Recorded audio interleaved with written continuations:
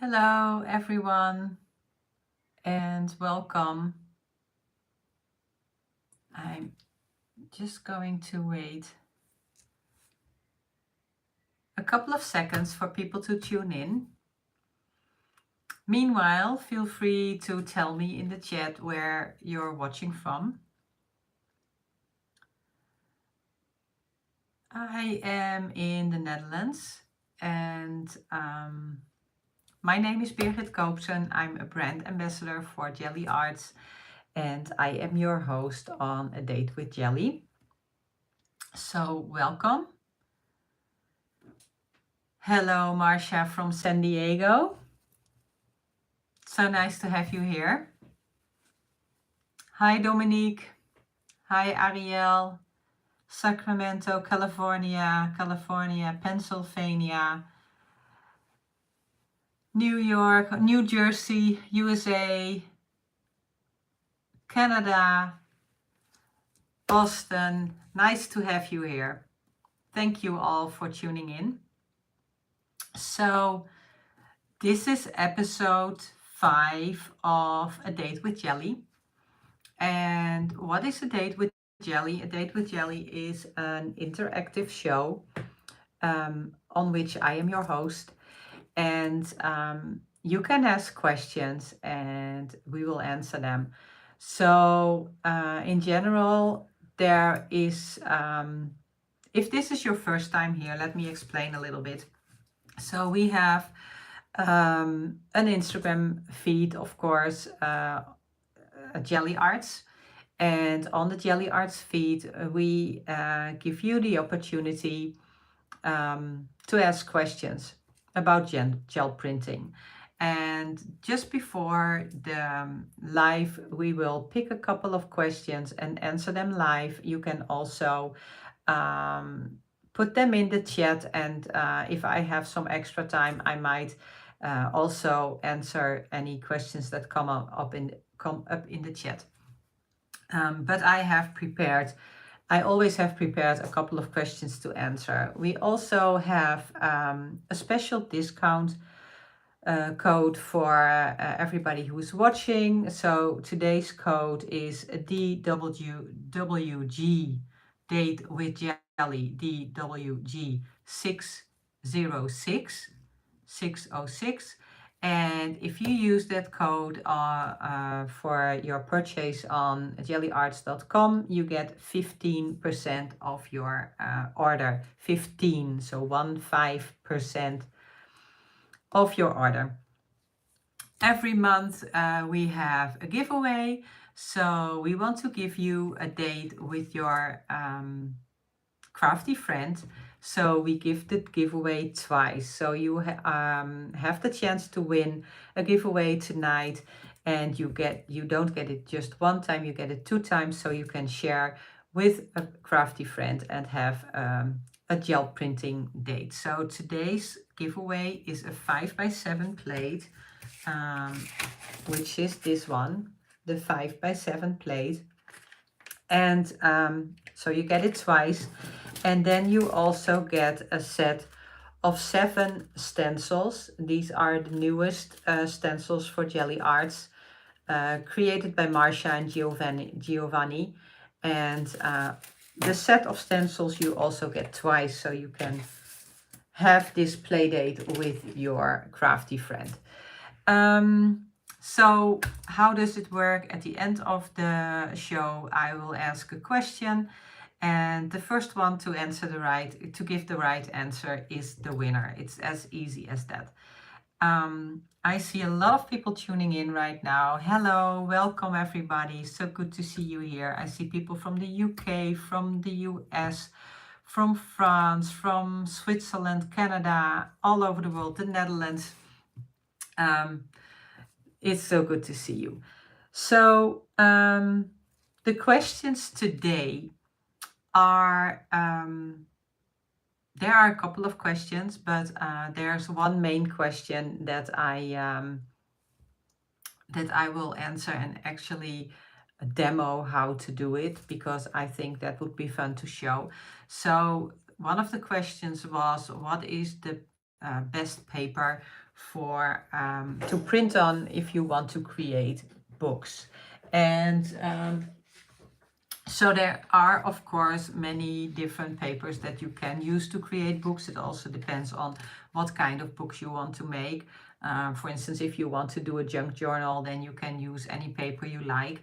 But if you want to make a more sturdy journal or book, or like a block book type of a, a book, then it's better to use a bit sturdier paper. So personally, I really like to print on what I can get here, the heaviest printer paper or copier paper. And that's about 180 or maybe 200 grams. But you also have a paper, for instance, like the From the Recollections line from Michael's, which is 65 pounds, which is almost 180 grams, which is also really nice to print on and then use to bind books. And I also really like to print on tags like these. And these are quite sturdy, and I don't know exactly what the weight is, but I assume these are also about 65 pounds or 180 gram.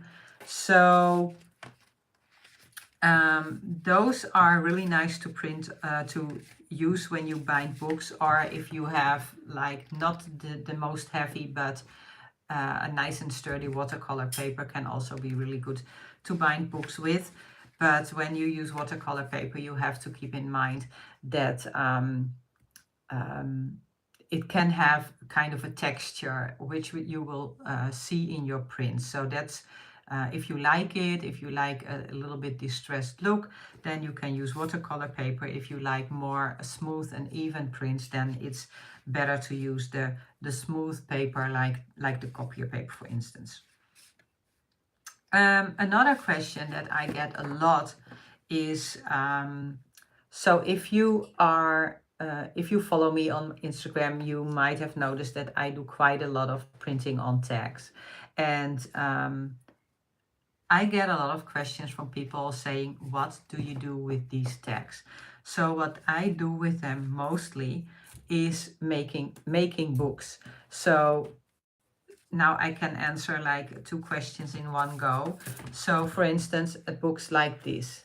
And these are all tags that I printed on the gel plate, and then I bound them together into a little journal. And the same with this one, a little tag journal, or even smaller. Here's a tiny one that has all kinds of gel printed backgrounds that I later doodled on and stamped on and did all kinds of things on. So I think it might be interesting to show how I create these tag books, and meanwhile also answer a third question, which is how to layer colors without creating mud. And creating mud is a problem that a lot of people have, and it is actually quite easy to avoid mud. And today is not the time or the place to go into color theory like really deep, but there are also tricks to make sure that your prints don't look muddy even when you print several layers on top of each other. So what I am going to do is I have a bunch of tags here, like printed tags that I can use to show you how to bind the book, but I'm also going to print two or three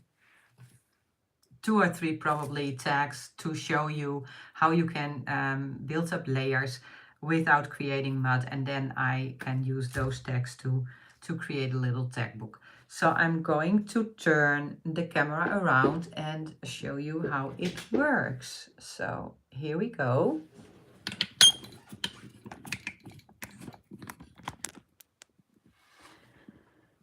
I'm just going to make sure that everything is nice and in the middle.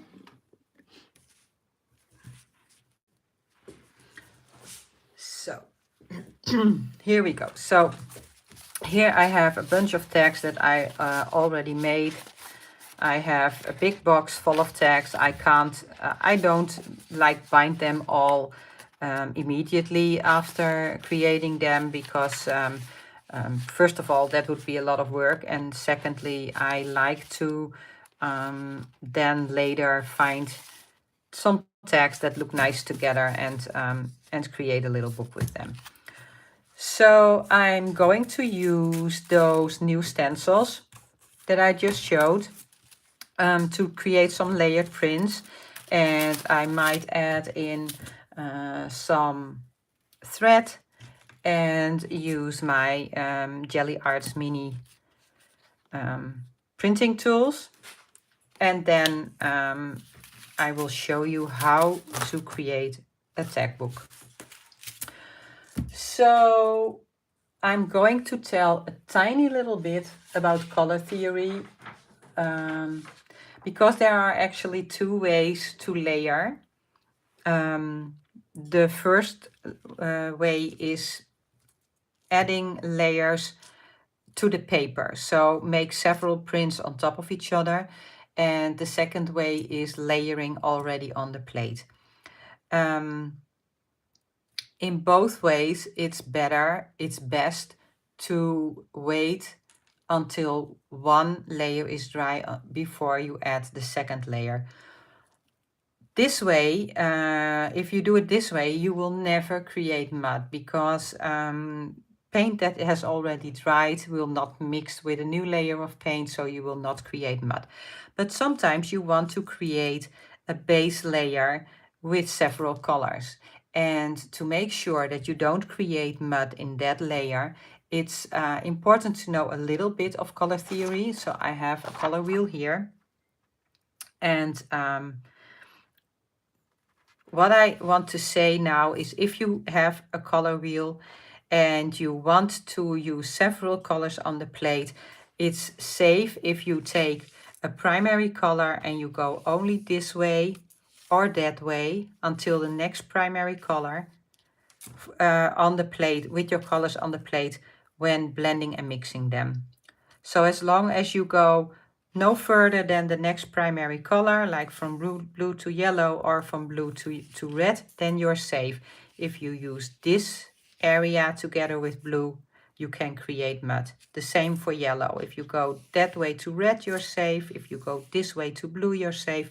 But if you mix with this area, then you will create mud. And with red, it would be this area.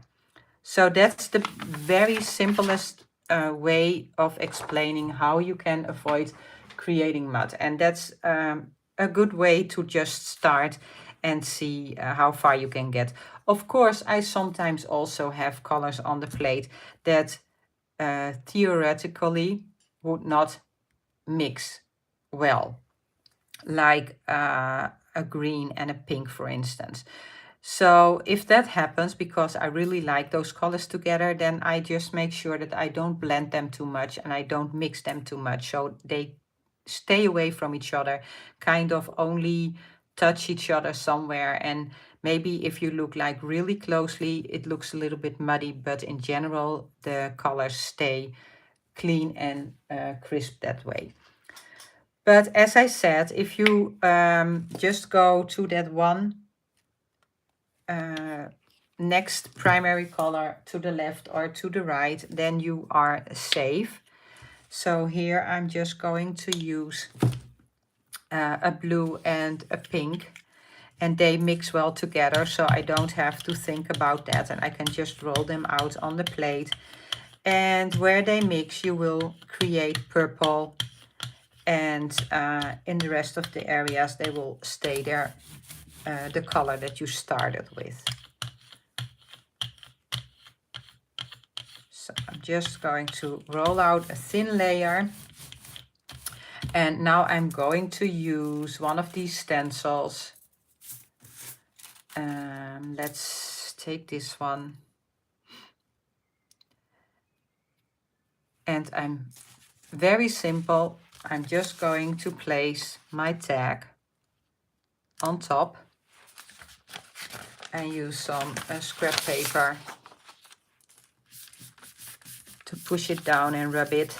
Make sure that I go with my fingers in the open areas of the stencil to make sure that I pick up the paint from the plate. And of course, the thicker your paper is, the harder it is to push it into those open areas and pick up all the paint along the edges of the open area. So you have to make sure that you really go into those areas. And then I can just lift it up and I have my first layer. Now I can also use the paint that's underneath the stencil and also pick that up to have another first layer. And you have to do that right away because otherwise the paint dries and it will not pick up. Or you have to wait until it's completely dry and then you can use another color to pick it up. But this still gave quite a nice result. There is actually still more paint left on the plate. I don't want to waste that, so I'm also going to pick up that. This is dry by now, which means that I can add any color I like, even if it's a color that would normally create mud when used together. For instance, let me see, how about an orange? Like blue and orange really don't blend well if you put them on the plate together and you would mix them. That would definitely make mud. But now that the blue is already dry, I can add orange, and I'm also going to add a little bit of, let me see, yellow.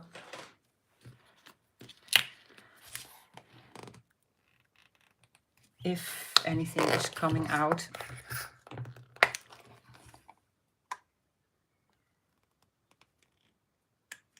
No yellow. No yellow left. Ah, there it is. A little bit of yellow. And I'm just going to roll out my colors. And again, make sure that I have a really nice and thin layer.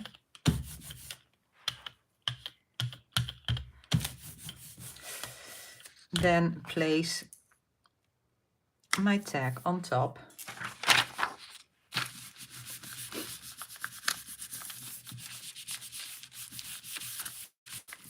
And I'm just going to check the chat to see if there are any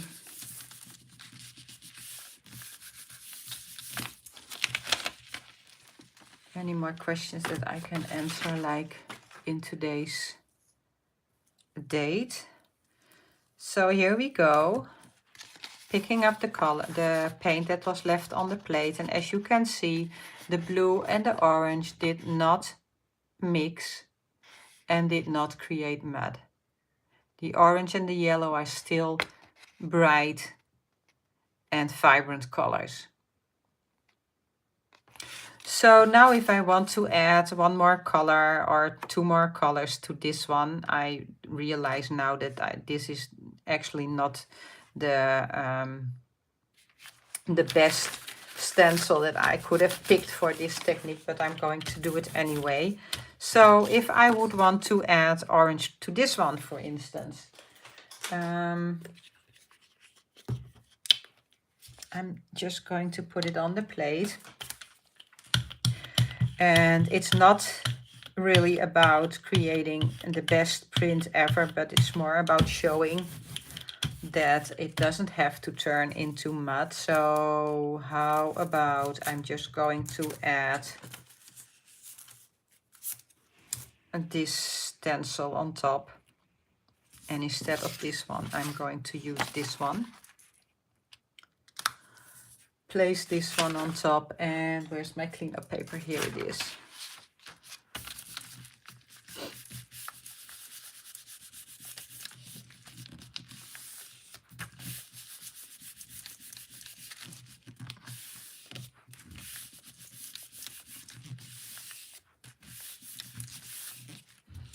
Okay, what I can see when I look at the comments real quickly is that a lot of people have that problem of getting mud on the plate.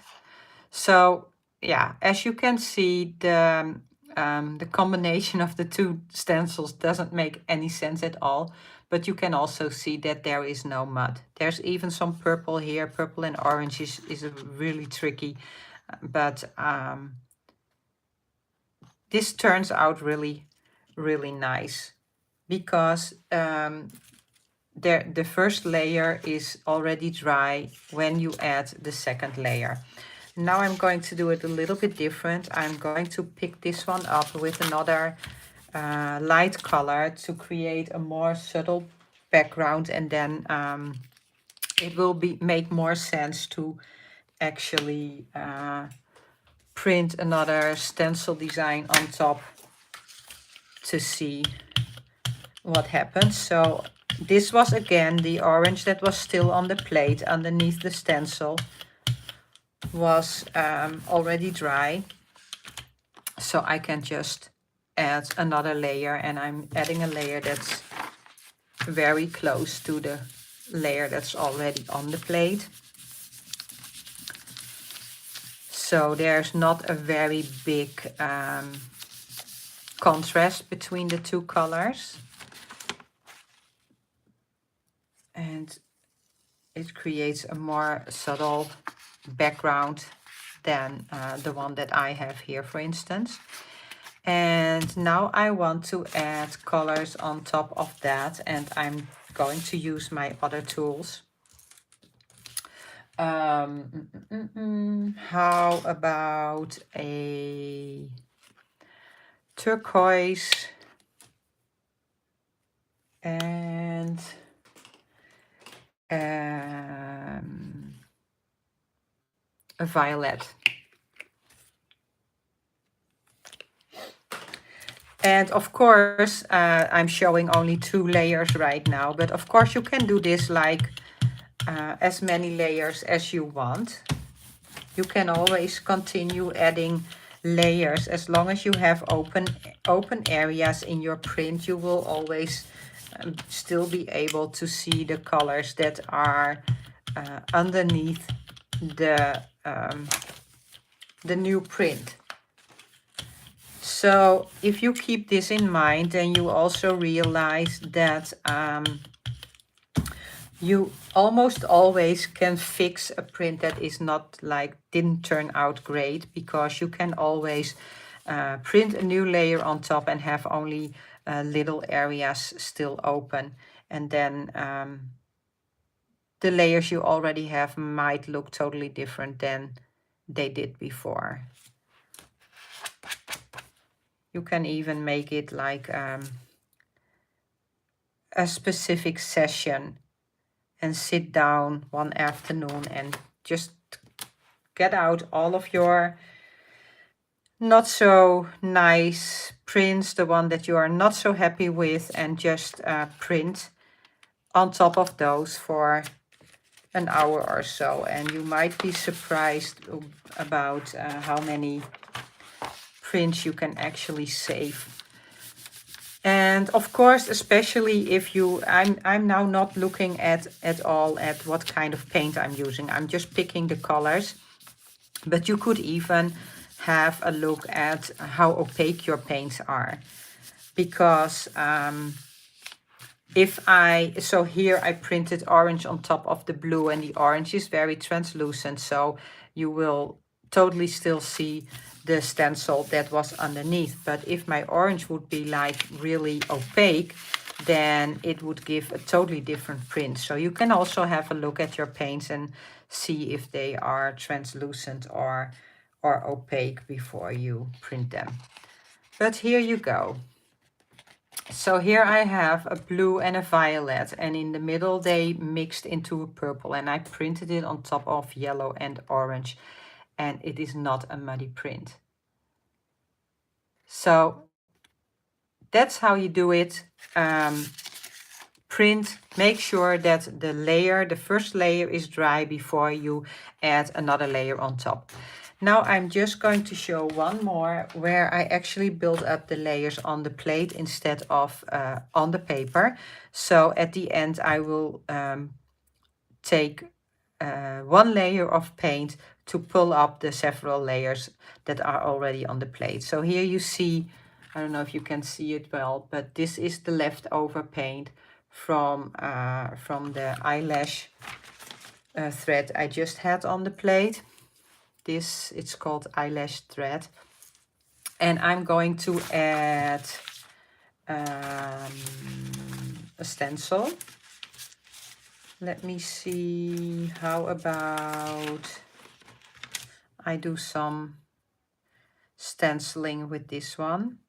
And I'm going to use a sponge to apply the paint. So I'm going to put a little bit of paint on some scrap paper. And I'm just going to dab in my sponge and then apply it through the stencil. And the stencil is sticking to the plate, so it's staying in place very nicely. It's not going to move and ruin my design. So I'm going to pick this one up, and I'm also going to overlap a little bit down here.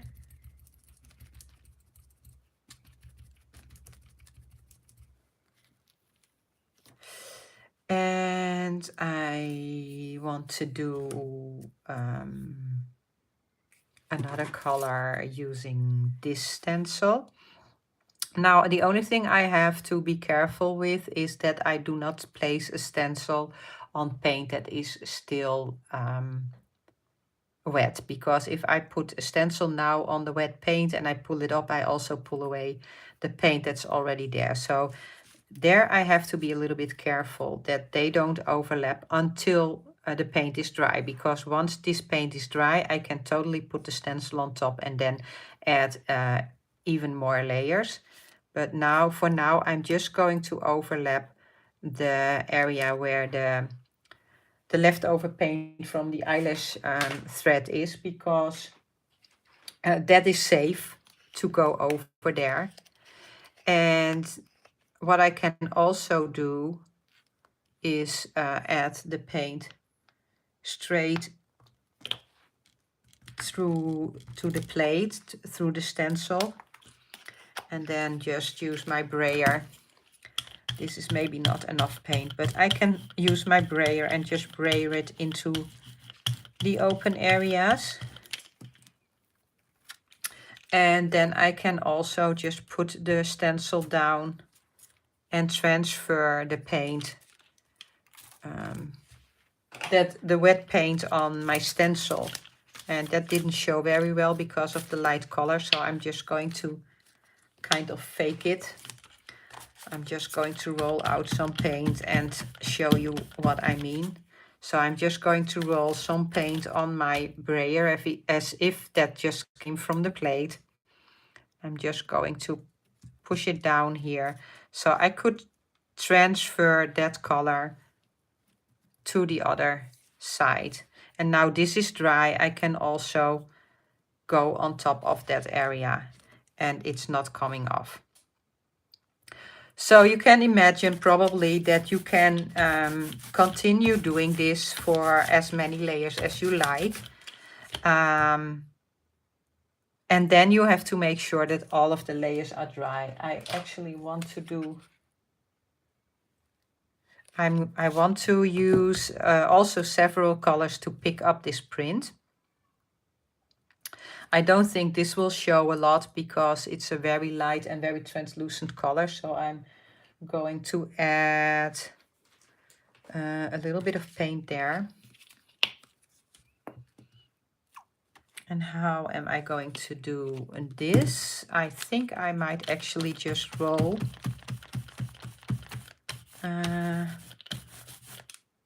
So I'm now rolling out the paint on my scrap paper, so I have more control about how much paint is on my brayer and how much of my brayer is actually covered. So I can now just go over here and add some paint and then use, for instance, my printing tool again and create some lines. I'm just trying to do all kinds of things to let you see how you can layer. And now this has to dry and before I can actually pull the print, because some areas are already dry, some areas are not. If I would put my paper now on top of my plate, then some of the paint would come off and some would stay behind. So the best thing to do is just wait until all of the paint is dry. And meanwhile, I'm just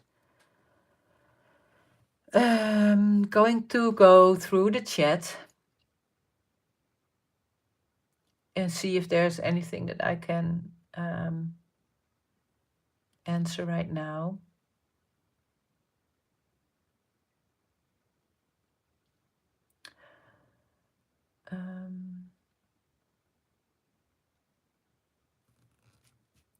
Oh, Daisy, I see you got here late, but that's not a problem because this is being recorded. So whatever part you missed, you can watch later if you want to. And Daisy Ray says, I'm very curious how this will turn out on paper. I am too. Because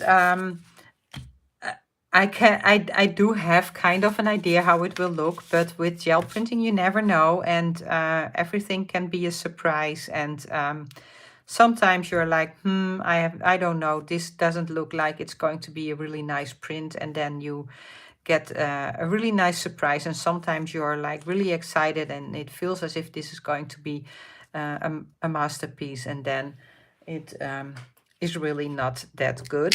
So you never know until you pull the print. So I'm going to add a little bit of yellow, and I'm also going to add some white. I think this is dry enough. Yeah, that will work. And I'm just going to mix the white and the yellow because, of course, with yellow you can always mix. You can mix any color with white. Did I say yellow? White. You can mix any color with white, of course. And I'm just going to put this here.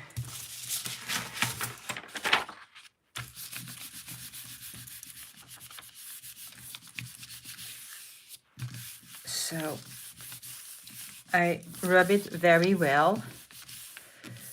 Now, if I would have a lot of time, I would probably leave the tag on the paper, on the plate a little bit longer for the paint to dry. Because if you just leave the paper on your plate until everything is completely dry, you will be 100% sure that you also will pull all of the paint from the plate. But so, for instance, if you have a hard time finding the right amount of paint to pull dry paint from the plate, then this might be a good option for you, because then it's not that important how much paint you used, because you just leave it to dry and everything will come off.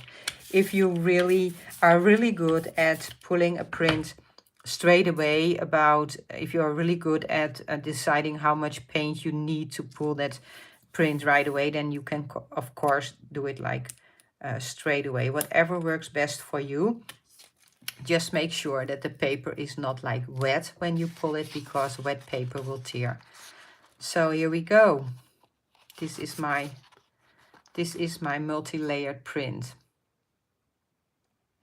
So The fun thing is, if you do it like this, with building up layers of paint and leave them dry in between, you have a lot of working time. Because everything needs to be dry anyway. So even if you want to do a tiny little, very detailed area, while all the other paint is drying, perfect, because it needs to dry anyway. So you could even work for days on layering a print before you actually pull it. Plus the benefit that you will hardly ever end up with mud. So these are the prints. I hope that that this kind of and my cleanup paper, which is pretty amazing too, I think. So in my next print that I will make, maybe tomorrow or something, I will make sure that I fill this area, and then I have some fun background paper or collage paper that I can use for another project or to create a cover for a little book or something like that. But I think that I hope that I explained the question about the layering without creating mud. I think these can totally be in my book. So I'm going to make a little bit of room so I can show you how I create these little tag books. And I'm not going to make an entire book because that would take too much time, because you can't make a book with only 4 or 5 pages, right? But if I show you how to bind 4 to 5 pages, then you will understand how the book is made, because it's just a repetitive procedure, and you will be able to create a book. So I'm just going to show you what you need to create a little book like this. So you need the tags that are can be printed already, but they could also be white, depending, of course, on what you want to do in the book. You could also make a book that has only like a colorful cover and then do white pages inside and make it like a sketchbook or something like that. Then you need something to bind the book, like something that is like bookbinding tape, which is quite expensive. I don't have any bookbinding tape. I usually use this, which is like a physio tape. So the physiotherapist therapist uses this, yeah, that is when you can get this at like a dollar store, and it's like really cheap. Of course, you can also buy it at a drugstore, and then it's a little bit more expensive, but still quite cheap compared to bookbinding tape. You can, and it's available in several colors, because you have just like white, but you have pink and black and blue. And on the internet, you can also find this with prints, for instance, but you can also totally print on this or stamp on this and create your own text, how do you say it, pattern, your own pattern on your tape. Or I also sometimes use duct tape. The difference is that the duct tape is not flexible, and you cannot stretch it. And this tape, when you remove the back, protective back, then it's quite stretchable, and you can kind of fold it. It's easier to fold it around the spine of your book.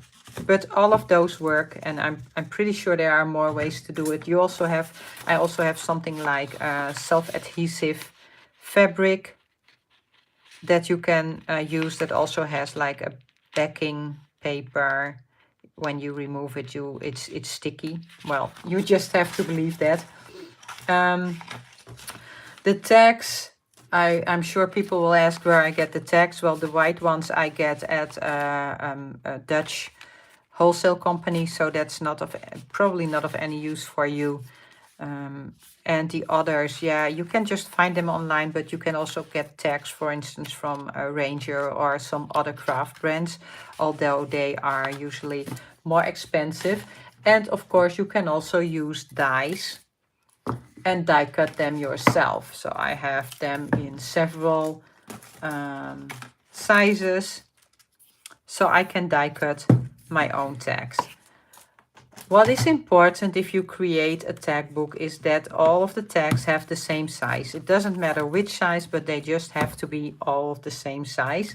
And so I have different sizes here, but you can also bind them at the bottom of the tag. So you create a book like this instead of a book like this. The way of doing it is exactly the same.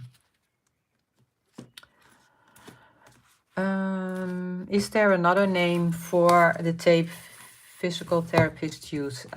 Probably there is, but I have no idea, especially not in English. Maybe somebody in the chat knows, and otherwise I'm sure Google knows.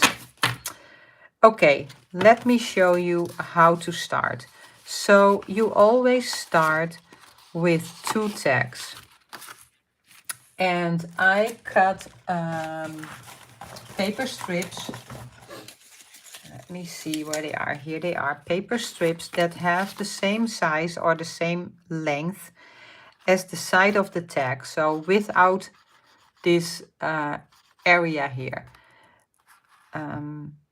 And they are about, what would they be, 2.5 inches wide, probably. But that isn't really that important, as long as you can fold them. And what I like to do is use a ruler to fold them in the middle. And I know, because I measured before, where I need to fold them. But I like to make sure that I have my ruler halfway that strip. And then I just push this down and fold this up. And I have like the fold in the middle. Like this. And here I have a whole bunch already, so I can just start. Now what I'm going to do is I'm going to adhere these 2 tags together on the paper strip, creating kind of a hinge. And I like to use tape, double-sided adhesive tape, and I'm just going to apply the tape to one side. Then I'm going to place my tag inside with the right side down. Here is the tape, right side down, and I can just fold it over the tag like this. And then when I open it, it looks like this. Now I'm going to do the tape on the other side. And again, I'm placing my tag right side down in the edge of that paper strip, in the fold here. Push it into that fold and then fold it over. And now I have these 2 pages together. So you do that with every 2 tags. So you create a whole bunch of those double tags, and I need to make at least 2 of them to show you how to bind them together into a book. So I'm going to do another one. Oh, this is not really smart of me, because now I can't put the tag down. So do as I say, not as I do. Only one side apply the adhesive, then put the tag in there, right side down, fold it over, and there you go. Then do the other one.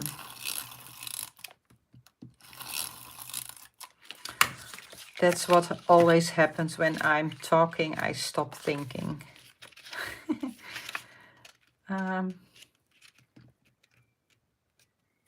But here we go. This is going to be number 2. So now imagine you have like 10 or 8 or 10 or 12 sets like this. Then you can glue them together back to back. So in either, in whatever order you like them. And I'm just going to put adhesive to one of these on the outside. And then I'm going to glue these 2 together back to back. So I have to make sure that I line them up properly and then squeeze them together like this. And there you go. It almost looks like a book already.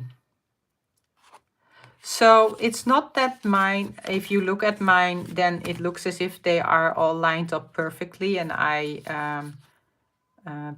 but that's not always the case. Sometimes you have a little bit of overlapping, like here. You have this like little white area here. So what I usually do at the end, when I have as many tags glued together as I want to, I just put it down and put a metal ruler on the side and a really sharp craft knife and just cut it like this, so all of my tags are have the same width. I hope that I say that right, but at least that not any lines are sticking out anymore. And of course I could also do that at the bottom. So this way I just build up my book, and then at the end, when I have enough of these tags together, I take my tape and I'm going to show you, not like in real, but how I do it. So I put down my tape, I cut it to the right size. I'm just going to measure it and then cut it off at the right size. And you can do that with any tape you like. And then, of course, with this one, I would need to take away that the protection sheet. And then just imagine the protection sheet is gone. I place my book on there, and then I fold over the tape, so I get this spine like this. And then I can just apply another tag that I have left on the front. So this would be in between. I will just apply this to the front and also one to the back. And then I have my book. It's basically very simple. That is how I've done all of these books. Here at this book, I even added a cardboard, or no, not a cardboard. What is the chipboard? Like a chipboard tag. I cut a chipboard tag that had the same size as my tags, and I placed it on my book before I placed the cover tag on top, so I get like a really sturdy yeah, like a really sturdy cover on both sides. And here I did the same, but then I did it on the side, so I had like a landscape book. And this is also the same way I create my block books. So you can also do this with, of course, just with a rectangle paper or a square paper or whatever size you like. So that's about the tags and the tag books and the layering. And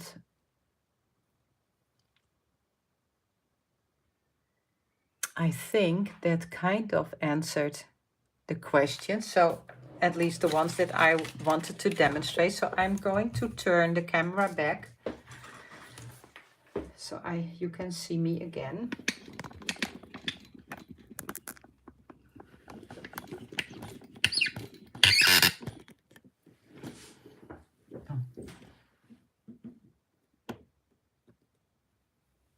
Hi there. So of course we still have to do the giveaway, and the code for the stencils. There's not a specific code for the stencils, but there is a code for a discount on the Gelli Arts. This is going very weird. Okay, this will do. There is a discount code for your purchase on the Gelli Arts website, and I see Dominic just typed it in the chat, but it is DWG606 for the discount. And the next date with Gelli will be in July 11th, and the scheduled live is already on the YouTube channel, on the Gelli Arts YouTube channel, and you can go there and click set a reminder. So you get a reminder just a little bit before the live starts, and you don't forget to tune in next time. And then of course we have our giveaway. For the people who tuned in late, the giveaway today is the Gelli Arts 5x7 gel plate, plus the 7 latest stencils, Gelli Arts stencils, like this whole bunch of stencils. Some of them I just used in the demo, and you get them twice. So 2 plates and 2 sets of stencils, so you can have a crafty date with a crafty friend. And the question today is, everybody ready? You have to type in the answer, and it's going to be a guess probably. But as you know, we have a lot of videos on the Gelli Arts YouTube channel, loads of tutorials and shorts and videos and recorded lives and all kinds of things. And there are really a lot. And my question is, how many videos are there available on the Gelli Arts YouTube channel? And the first one to type in the right answer will win this giveaway. Wow, Desiree, that was really quick. She has the right answer. 446 videos. That are a lot. So you have the right answer, Desiree. Dominic will contact you, or let me see, how does it work? You have to contact, there it is, Desiree. You have to contact Dominique. She has put her email address in the chat. Contact her, and everything will be sent to you as soon as possible. So that's it for today. The code is DWG, date with Gelli 606. That's the code for today. If you use it on the Gelli Arts website, you get 15% of your purchase. And next month there is a new date with Gelli with new questions, new giveaways, and a new discount code. And I hope to see you again then. See you soon. Bye. Thank you for being here. Bye-bye.